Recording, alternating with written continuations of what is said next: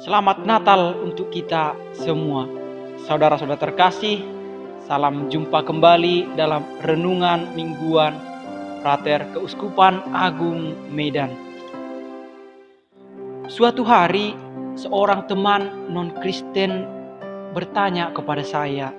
Demikian katanya, "Frat, saya dengar Tuhannya kalian itu menjadi manusia ya? Tuhan tapi kok menjadi manusia?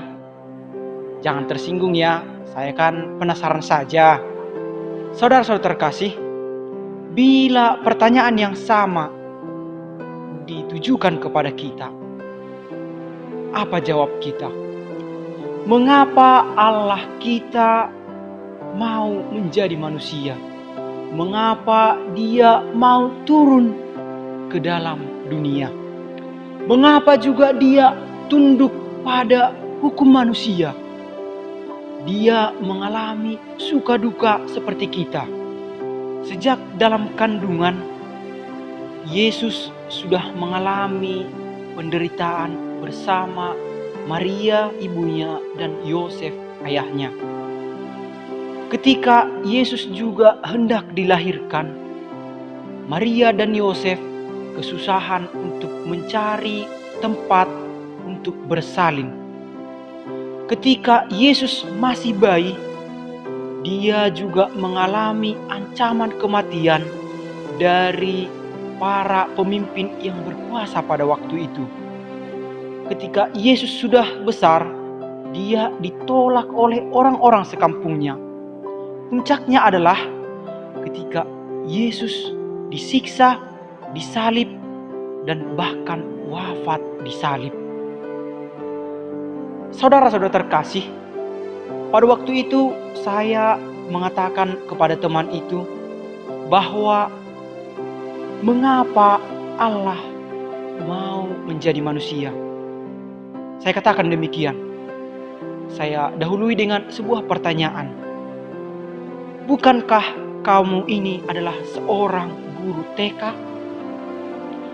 Apa yang akan kamu lakukan ketika berhadapan dengan anak didikmu yang sedang sedih, menangis, atau sedang sendiri, atau sedang diejek oleh temannya?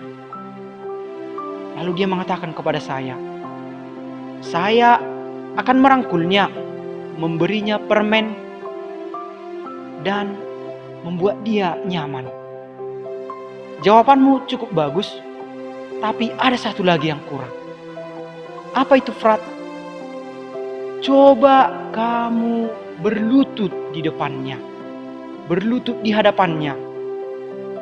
Bandingkan suasana ketika kamu berlutut dengan ketika kamu berdiri di hadapannya.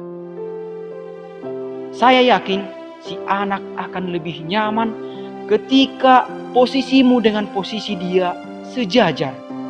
Itu akan membuat dirinya merasa nyaman. Aku dengan guruku sama. Itulah yang akan dirasakannya. Saudara-saudara terkasih, itulah mengapa Allah mau menjadi manusia. Dari pihak manusia seringkali tidak dapat memahami apa kehendak Allah. Manusia tidak kenal Allah, sering gagal paham tentang Allah. Tidak sedikit dari manusia yang akhirnya mengalami penderitaan, persoalan hidup yang terus-menerus menghampiri.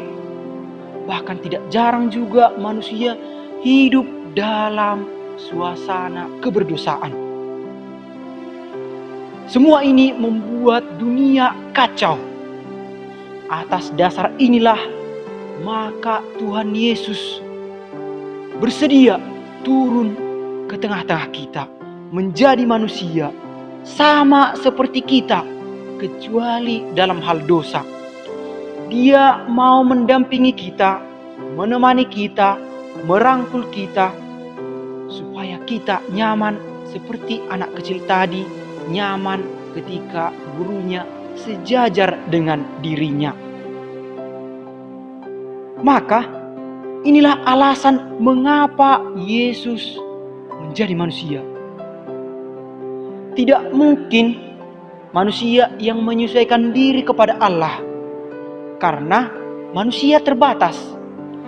Saudara-saudara terkasih, peristiwa inilah yang kita rayakan pada malam hari ini, yaitu Yesus turun ke tengah-tengah dunia, lahir dari rahim Bunda Maria.